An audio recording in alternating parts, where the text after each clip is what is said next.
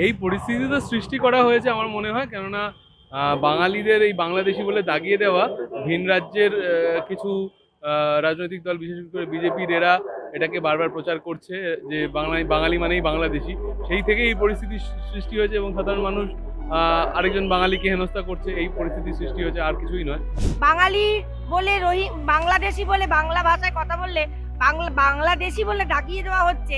এই বিজেপির এই এজেন্ডাতেই মানুষ আরো বেশি ভীত, সন্ত্রস্ত, বিধ্বস্ত। কারণ বাংলাদেশি বলে বাংলা ভাষায়, আমার ভাষা মাতৃভাষা বাংলা, আমি বাংলায় কেন কথা বলতে পারবো না যেখানে যাচ্ছি? আমরা বাঙালি, আমরা মাছে ভাতে বাঙালি।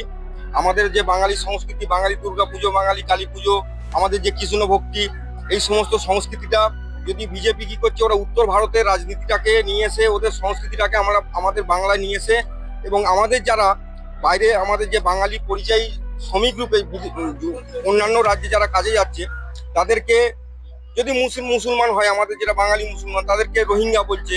বা আমাদের যে বাঙালিদের প্রতি যে ওদের ওখানে বাংলায় কথা বলার যে বিদ্বেষ, বাংলায় কথা বলাটা যদি অন্যায় হয়, একটা মানুষ তার রুজি রোজগারের জন্য, পরিবারকে সামলানোর জন্য যদি বাইরে কাজে গিয়ে তাকে বাংলাদেশি তকমা দিয়ে তাকে যদি খুন হতে হয়, তার পরিবারকে যদি শেষ করে দেওয়া হয়, হ্যাঁ, এটা কি ভারতবর্ষের গণতান্ত্রিক একটা নাগরিকের গণতান্ত্রিক অধিকার? সুতরাং এই যে বৈষম্য, এই যে দিদি বিরোধী মোদিজি সরকারের বিজেপি শাসিত রাজ্যগুলির যে ভিন্ন মনোভাব, এর জন্য আমরা বাঙালি হয়ে বাংলা ভাষাকে সম্মান জানিয়ে আমরা ধিক্কার জানাচ্ছি।